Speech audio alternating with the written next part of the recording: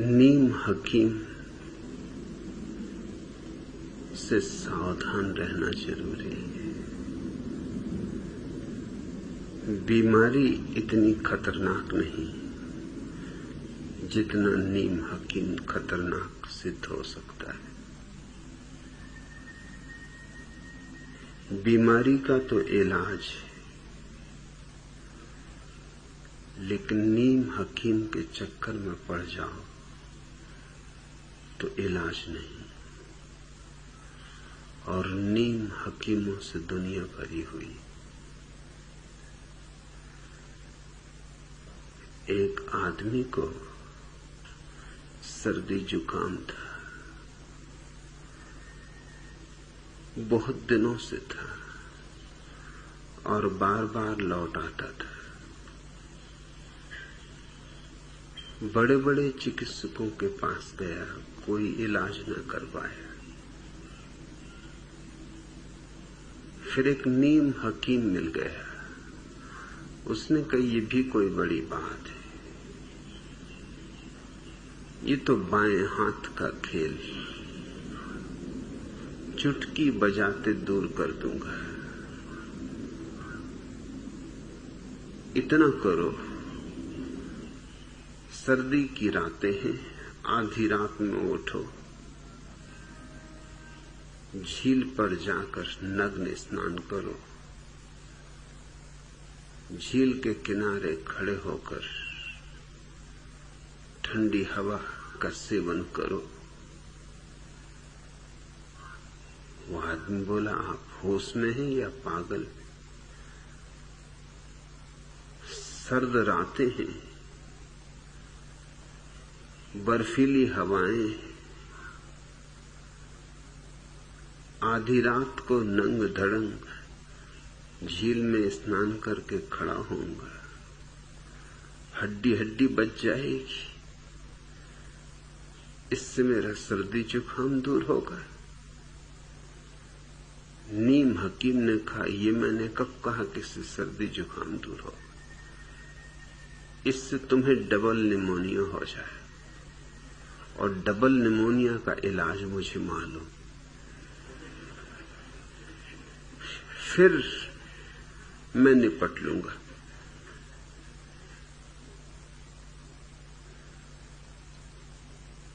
इस दुनिया में जीवन जटिल न होता अगर जीवन के व्याख्याकार तुम्हें न मिल गए होते। उन्होंने सर्दी जुकाम को डबल निमोनिया में बदल दिया है। यह सूत्र बिल्कुल सीधा साफ है, लेकिन जब तुम इस सूत्र को पढ़ोगे तो तुम सूत्र नहीं पढ़ रहे हो। सूत्रों के सुंदर शब्द आच्छादित हो गए हैं न मालूम कितनी व्याख्याओं से। जैसे जब तुम पढ़ोगे सत्य, क्या समझोगे? पढ़ोगे तब क्या समझोगे? पढ़ोगे सम्यक ज्ञान, क्या समझोगे? पढ़ोगे ब्रह्मचर्य, क्या समझोगे? शब्द तो बहुत दूर खो गए हैं जंगलों में व्याख्याओं की। तुम्हारे हाथ में व्याख्याएं रह गई।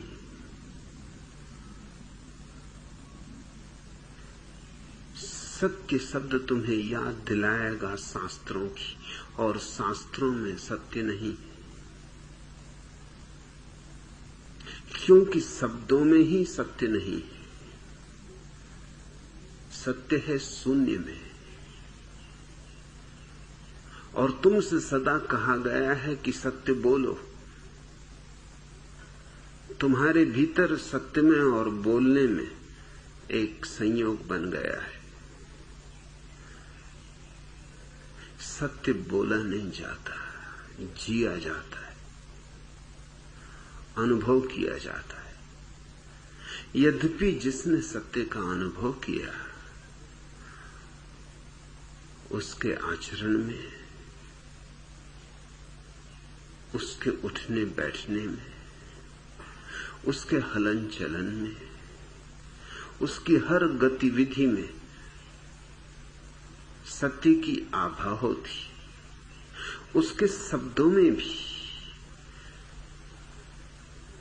शब्द की प्रतिध्वनि होती, सत्य नहीं, प्रतिध्वनि। और उस प्रतिध्वनि को वही समझ पाएगा जिसने अपने भीतर का सत्य जाना हो। गीता जिन्हें कंठस्थ है कि रामायण की चौपाइयां याद किए बैठे हैं, कि बाइबल या कुरान या धम्मपद सिर पर ढो रहे हैं, इनसे तो सत्य बहुत दूर हो गया। सत्य तो तुम्हारे जीवन का सार है। सत्य बाहर नहीं है, भीतर है। वेदों में नहीं, पुराणों में नहीं, तुम्हारी चेतना की सुगंध है। सत्य ध्यान में है। लेकिन जब भी तुम सत्य शब्द को सुनते हो तो तुम्हें लगता है शास्त्र, याद आते हैं वेद, कुरान, बाइबल, याद आते हैं बुद्ध, महावीर, कृष्ण, क्राइस्ट, मोहम्मद। सत्य शब्द सुन के कभी तुम्हें अपनी याद आती?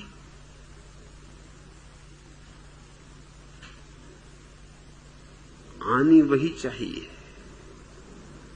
न बुद्ध से सत्य मिलेगा, न कृष्ण से। सत्य मिलेगा तो अपने स्मरण से।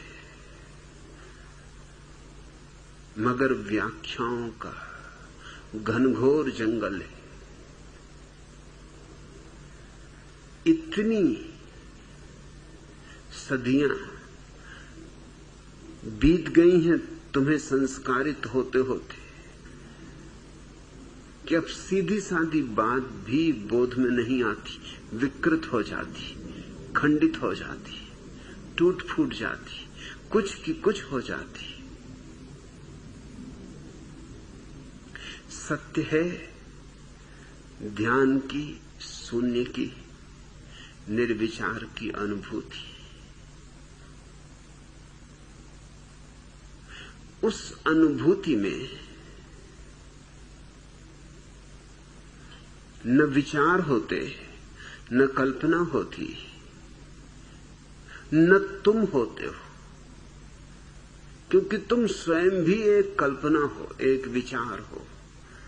अहंकार विचार की एक तरंग मात्र है, एक लहर।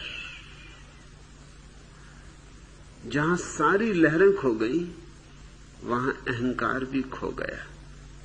सत्य है निरअहंकारिता की प्रतीति, उसका साक्षात्कार। लेकिन क्या ऐसा स्मरण आता है सत्य शब्द को पढ़ के?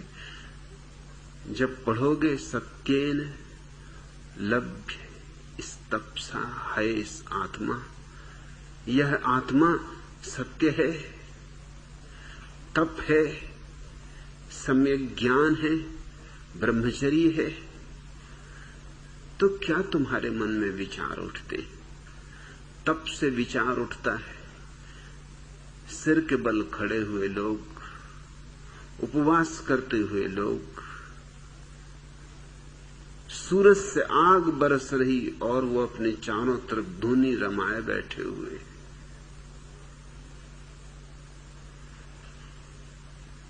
तब से तुम्हें क्या याद आता है? कांटों पर लेटे हुए लोग,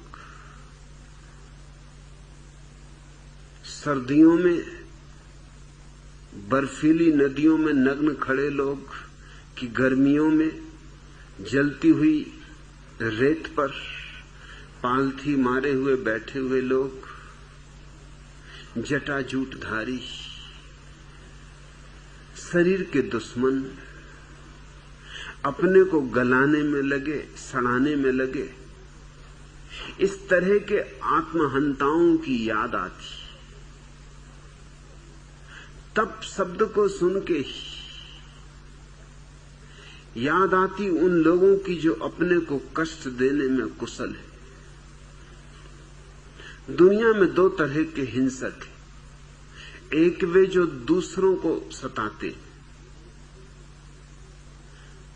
ये छोटे हिंसक हैं, क्योंकि दूसरे को तुम सताओगे तो दूसरा कम से कम आत्मरक्षा तो कर सकता है, प्रति उत्तर तो दे सकता है, भाग तो सकता है, पैरों पर गिर के गिड़गिड़ा तो सकता है, कोई उपाय खोज सकता है, रुस्वत दे सकता है, चापलूसी कर सकता है, सेवा कर सकता है, गुलाम हो सकता है। और दूसरे तरह के वे आत्महिंसक हैं जो खुद को सताते हैं। वहां कोई बचाव नहीं, वह हिंसा बड़ी।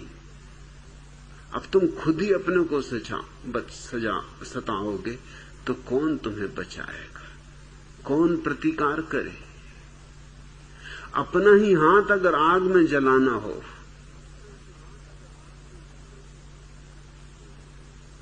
तुमने ही अगर तय किया हो आग में जल जाने का, तो फिर बचना मुश्किल है।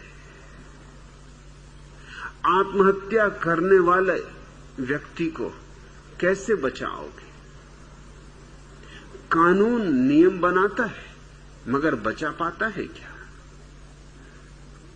कानून बड़ा मूढ़तापूर्ण मालूम पड़ता है। कानून कहता है जो आदमी आत्महत्या करेगा उसको सजा मिलेगी। अभी बड़े मजे की बात, उसने तो आत्महत्या कर ही ली, अब तुम क्या खाक सजा दोगे? सजा तुम उसको दे सकते हो जो आत्महत्या कर रहा हो और कर न पाया हो, और जो आत्महत्या करना चाहता है, क्या इस दुनिया में उससे कुछ कमी है? इतने सरदार इतनी बसें चला रहे हैं, ट्रकें चला रहे हैं, देसी ठर्रा पिए हुए ट्रेनें चल रही हैं, मालगाड़ियां दौड़ रही हैं, झाड़ हैं, पहाड़ हैं, नदी है, समुद्र है। जिसको आत्महत्या करनी है इस बड़े जगत में कोई उसे बचा सकता है? कैसे बचाओगे? कोई नहीं बचा सकता। हां, पकड़ा जाता है वह व्यक्ति जो करना नहीं चाहता था, यूं ही करने का बहाना कर रहा था, करने की तरकीब कर रहा था कि उसका कुछ प्रभाव पड़ जाए, धमका रहा था। स्त्रियां आत्महत्या के बहुत उपाय करती, 2-4 गोली खा लेंगी नींद की, मगर इतनी कभी नहीं खाती कि मर जाएं। इतनी ही खाती हैं कि तुमको थोड़ी मुसीबत में डाल दें, कि अब डॉक्टर को बुलाओ, कि पुलिस से छिपाओ, कि अब डरो उनसे, कि अब दोबारा तुमने जो भूल की थी अब ना करना, अब उनकी मान के चलना। ये उनकी तरकीब है, ये गांधीवादी तरकीब है, अपने को सता के तुम पे कब्जा पाने की।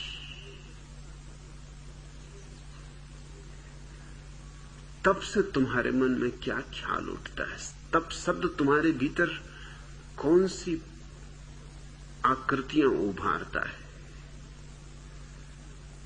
आत्मदमन, आत्मप्रीड़न,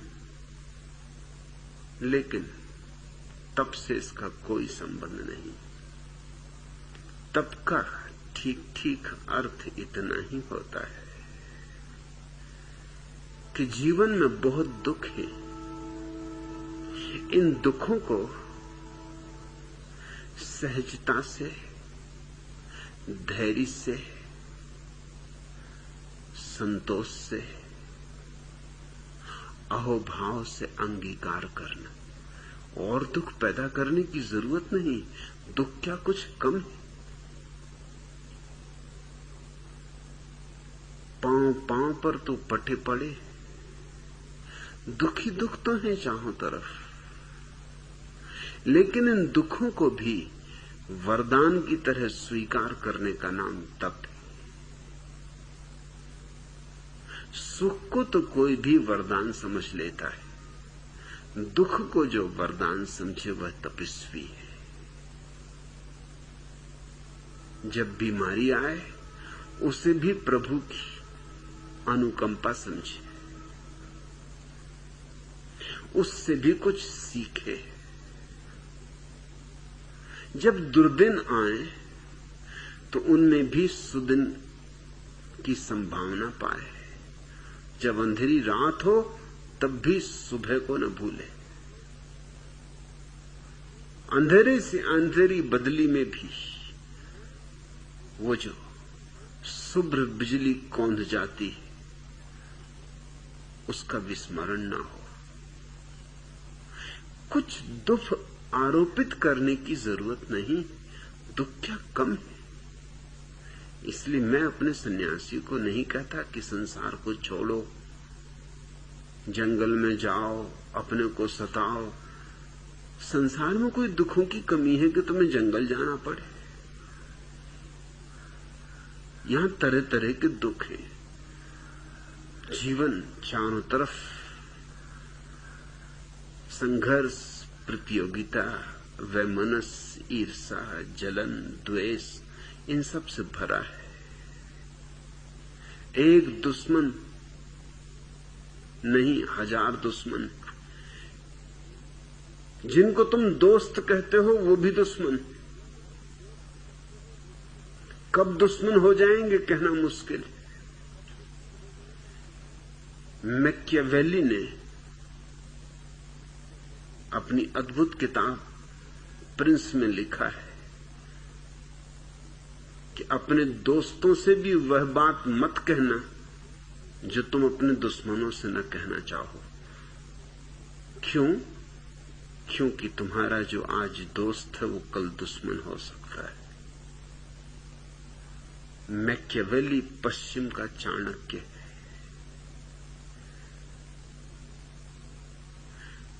दोस्त से भी मत उघाड़ना अपने हृदय को, क्योंकि वो भी नाजायज लाभ उठाएगा किसी भी, फिर तुम पछताओगे।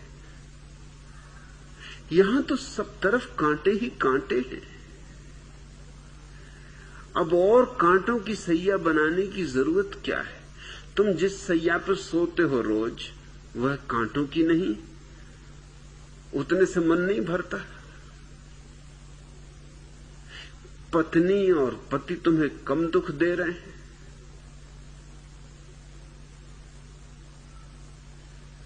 मैंने सुना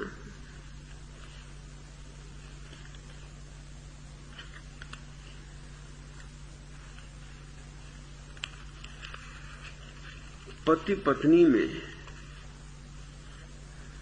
पति के देर से घर लौटने पर झगड़ा हो रहा था। पत्नी बोली, अगर आप आइंदा रात 9 बजे के बाद आएंगे तो मैं आपको छोड़कर किसी और से शादी कर लूंगी। पति ने कहा, तब तो पड़ोस वाले गुप्ता जी से ही कर लेना। पत्नी ने आश्चर्यचकित होते हुए पूछा, गुप्ता जी से ही क्यों? पति ने शांति से उत्तर दिया, मैं उनसे बदला लेना चाहता हूं। यहां कुछ कमी है। एक दोस्त अपने संगी साथी से कह रहा था, बारिश आने वाली है, मुझे बड़ा डर लग रहा है, मेरी पत्नी बाजार गई हुई। उसके मित्र ने कहा, इसमें डरने की क्या बात है? अरे बारिश कुछ उसे गला तो न देखी, कोई मिट्टी की तो बनी नहीं। बहुत बारिश आ जाएगी तो किसी दुकान में घुस के खड़ी हो जाएगी। मित्र ने कहा, इसी का तो डर है। जिस दुकान में घुस जाती वहीं उधारी करके आ जाती। इस जिंदगी में तुम दुख तो देखो, कुछ कमी है, तब करने कहां जा रहे हो?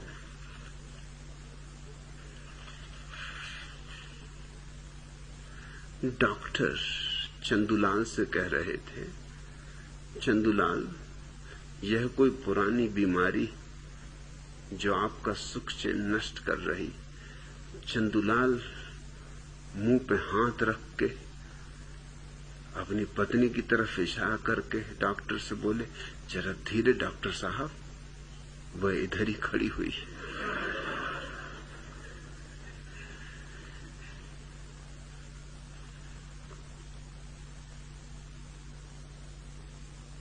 एक पुरुष और एक स्त्री पार्क में बैठे बहुत जोर जोर से बातें कर रहे थे। अचानक स्त्री उठी और पुरुष को एक चांटा मारकर गुस्से में वहां से चली गई। इतने में पास से गुजरने वाले व्यक्ति ने वहां बैठे पुरुष से पूछा, वह स्त्री क्या आपकी पत्नी थी?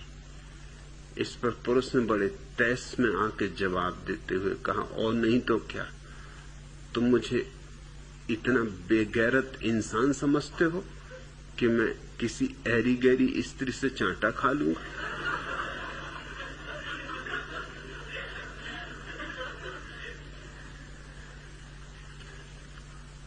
कई वर्षों के बाद कॉलेज के दो साथियों की मुलाकात हो गई और बातचीत का सिलसिला हुआ। कैसे रहे इतने वर्षों तक? कोई खास बात नहीं हुई। कॉलेज छोड़ने के फौरन बाद मैंने शादी कर ली थी। ये तो बड़ा अच्छा किया। नहीं, मेरी पत्नी बहुत लड़ाका थी। ओह, इससे जीवन जहर हो गया होगा। नहीं, इतना बुरा भी नहीं हुआ। दहेज में 5,000 रुपए मिले थे, उससे तो बड़ा फायदा हुआ होगा। नहीं, उस रकम से मैंने दुकान कर ली, लेकिन बिक्री ही नहीं होती थी, तब तो बड़ी मुसीबत रही होगी। नहीं, बुरा भी नहीं हुआ। युद्ध काल में दुकान बड़े भाव में बेच दी, 10,000 का नकद फायदा हो गया। यह बहुत अच्छा किया तुमने। नहीं, इतना अच्छा भी नहीं हुआ। उस रकम से मैंने एक मकान खरीद लिया और मकान में आग लग गई। यह तो बड़ी बदकिस्मती रही। नहीं, इतनी बदकिस्मती भी नहीं रही, मेरी पत्नी भी उसमें जल गई। यहां जिंदगी में क्या कमी है?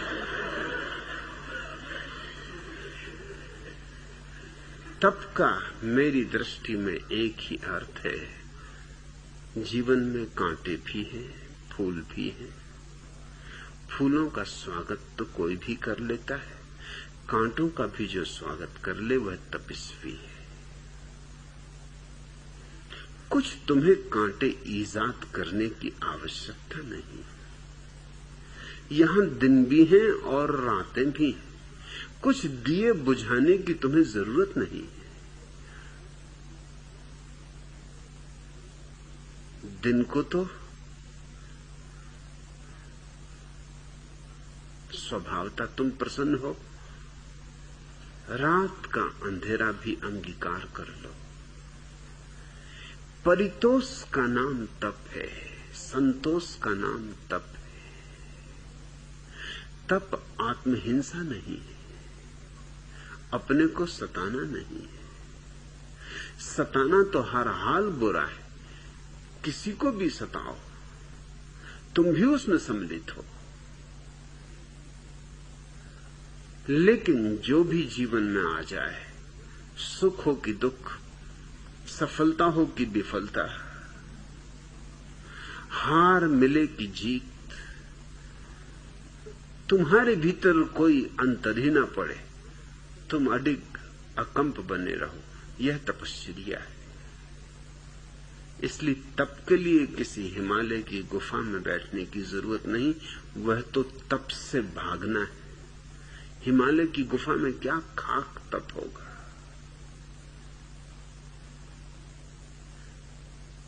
जीवन चुनौती है, प्रतिपल, और हर चुनौती छिज जाती है कटार की तरह। उसे फूल की तरह स्वीकार कर लेना तपस्या है। इसलिए ना तो सिर के बल खड़े हो, न धुनी रमाओ, न भभूत लगाओ, न जटाजूट बढ़ाओ, न उपवासे मरो। इस सब की कोई जरूरत नहीं। परमात्मा ने जीवन में सुख और दुख को बिल्कुल समतुल बनाया है। जीवन में हर चीज समतुल है, नहीं तो अस्तित्व बिखर जाए। इसमें समतुलता होनी ही चाहिए। जितना सुख उतना दुख, जितने रात उतने दिन, जितनी सफलताएं उतनी असफलताएं। तुम दोनों को समभाव से ले सको तो तब। लेकिन तुम्हारी व्याख्याओं ने बड़ी मुश्किल कर दी। तुम्हारी व्याख्याओं ने तुम्हें न मालूम क्या क्या सिखा रखा है।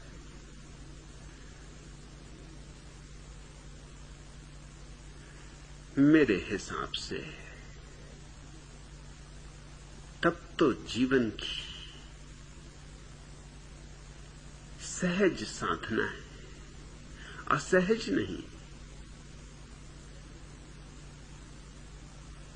प्रत्येक वस्तु को जिस दिन तुम आशीष की तरह स्वीकार करने को राजी हो जाओगे, अहोभाव से जीवन के लिए भी धन्यवाद दोगे परमात्मा को, मृत्यु के लिए भी, बस उस दिन जानना कि तुम्हारे भीतर तप का आविर्भाव हुआ है।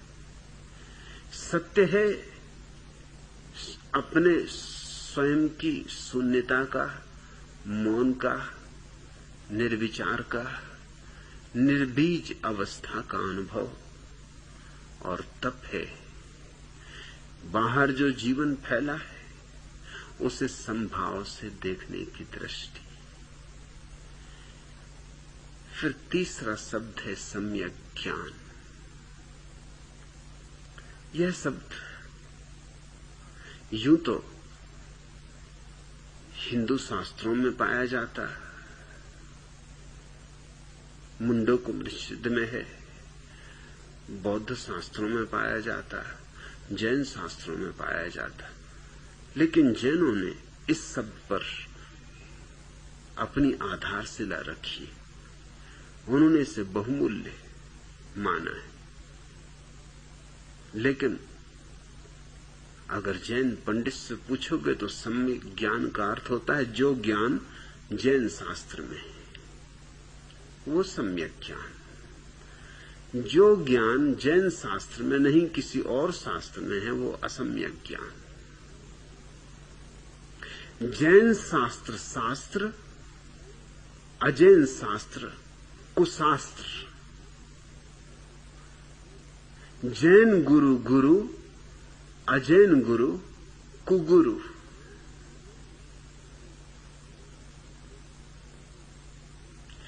जैन मंदिर में बैठी प्रतिमा सुदेव, किसी और मंदिर में बैठी प्रतिमा कुदेव।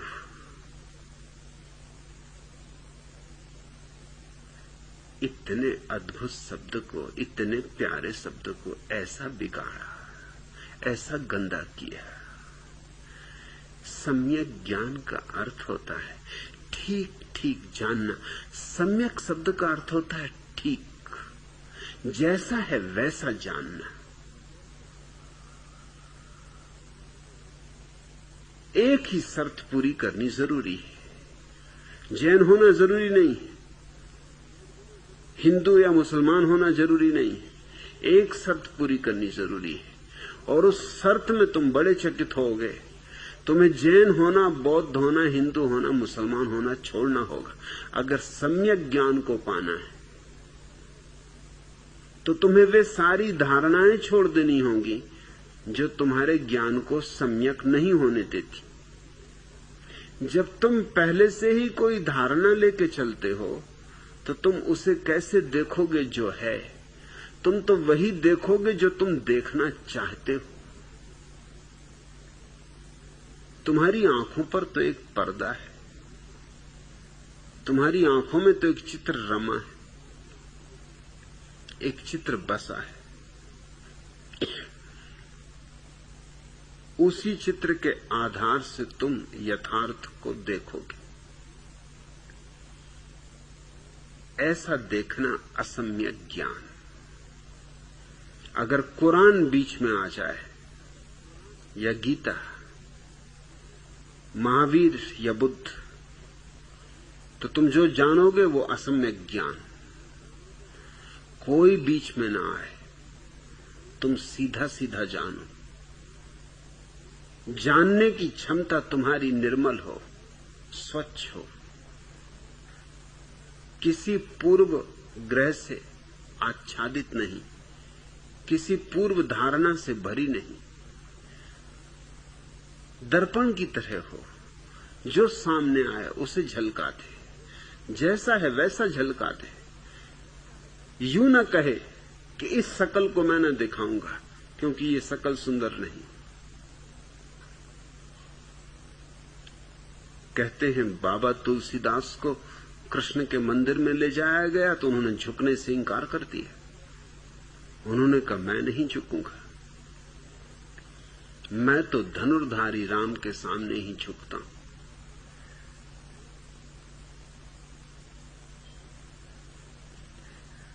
कहा उन्होंने कृष्ण से, तुलसी माथ तब नवे।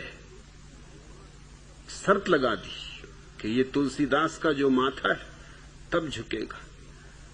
धनुष बाण ले हाथ, जब हाथ में धनुष बाण लोगे तो ये माथा झुकेगा।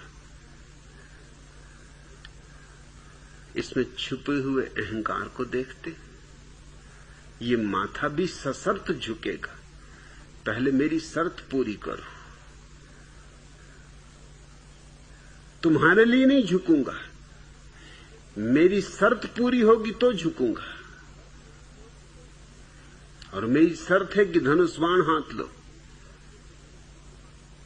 कृष्ण में क्या खराबी थी, बांसुरी में क्या बुराई थी, धनुष बाण से तो बेहतर ही, धनुष बाण से तो ज्यादा विकसित। धनुष बाण से तो बहुत प्यारी, मगर नहीं, अपनी धारणा है।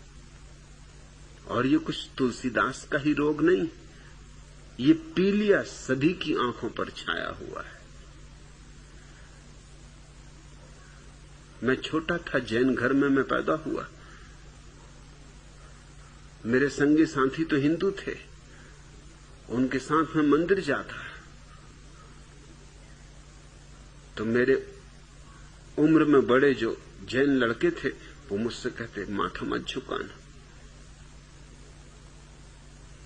ये अपने भगवान नहीं, ये हिंदू मंदिर है, ये कोई जैन मंदिर नहीं।